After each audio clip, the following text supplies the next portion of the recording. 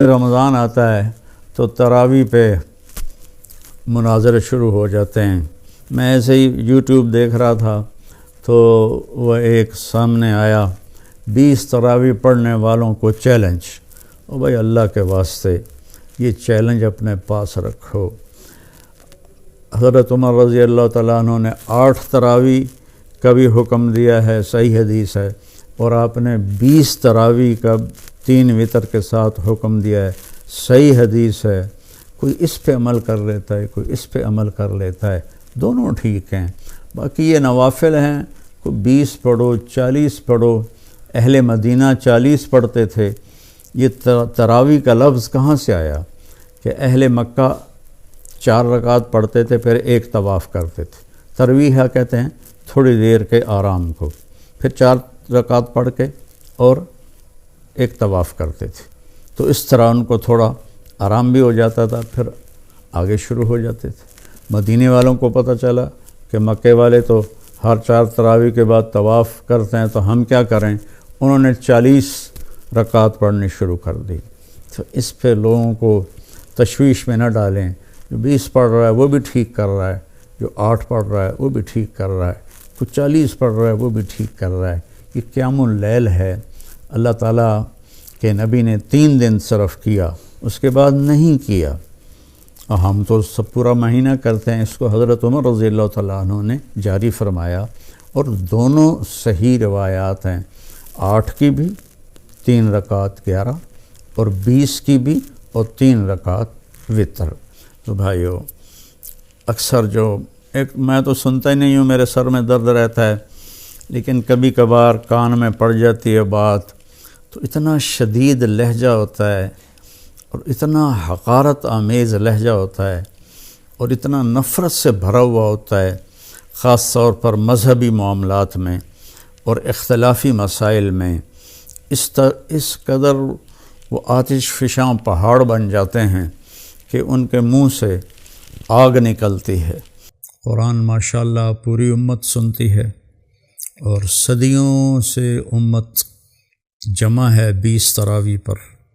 حضرت عمر کے زمانے سے لے کر آج تک امت کا بہت بڑا طبقہ 20 تراویح پڑھ رہا ہے۔ تو جن دوستوں کو کوئی عذر نہ ہو اور کوئی تھکاوٹ بیماری نہ ہو تو وہ 20 پڑھیں۔ بہت سے لوگ 8 پڑھ کے باہر نکل جاتے ہیں، تو وہ اپنا نقصان کرتے ہیں۔ میں یہ نہیں کہہ رہا کہ انہیں گناہ ہوگا، میں یہ کہہ رہا ہوں کہ انہیں نقصان بہت بڑا ہوگا کہ انہوں نے 24 سجدے انہوں نے ضائع کر دیے، جو بعد میں انہوں نے 12 رکعت میں پڑھنے تھے، اور وتر کے سجدے بھی باجماعت ضائع کر دیے۔ تو نوجوانوں سے، صحت مند لوگوں سے میری گزارش ہے کہ امت کا عمل 20 پہ رہا ہے، 20 پڑھنے کی ہمت فرمائیں۔ ہر سجدے پر ایک حدیث میں آتا ہے 1500 نیکی لکھی جاتی ہے۔ تو 20 کے 40 سجدے اور 15 چوکی 60,000 نیکیاں ہر بندہ گھر لے جا سکتا ہے۔ کسی کو عذر ہے، معذوری ہے، وہ 8 پڑھ لے، 10 پڑھ لے، تو وہ کوئی اس میں گناہ نہیں ہے۔ اللہ تعالیٰ لیکن جتنی مشقت اٹھائیں گے اتنا ہی اللہ ہم پہ راضی ہوگا۔ کثرت سے تلاوت کریں قرآن کی۔ بخاری شریف کی روایت ہے، کانا رسول اللہ صلی اللہ علیہ وسلم اجود الناس، اللہ کے نبی سب سے زیادہ سخی تھے۔ وَأَجْوَدُ مَا يَكُونُ فِي رَمَضَانَ حِينَ يَلْقَاهُ جِبْرِيلُ يَأْتِيهِ كُلَّ لَيْلَةٍ فَيُدَارِسُهُ الْقُرْآنَ، اور رمضان میں آپ بہت زیادہ سخی ہو جاتے تھے۔ جب جبریل آتے تھے روزانہ رات کو، آپ جبریل کے ساتھ قرآن کا دور فرماتے تھے۔ تو یہ واحد نبی ہیں جن کے پاس اتنی کثرت سے جبریل تشریف لائے، ہر رات تشریف لاتے تھے۔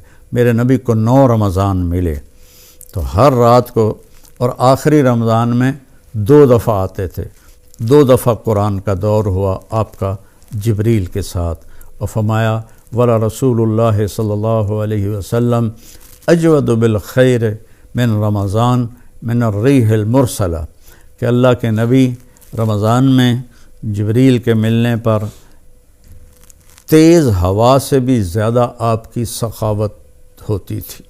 تو میں مالداروں سے کہتا ہوں سخی بنیں، صرف زکوٰۃ دے کے مطمئن نہ ہوں، زکوٰۃ سے اوپر بھی خرچ کریں، اللہ آپ کا رزق بڑھائے گا۔ اللہ مجھے آپ کو توفیق نصیب فرمائے۔ السلام علیکم ورحمۃ اللہ وبرکاتہ۔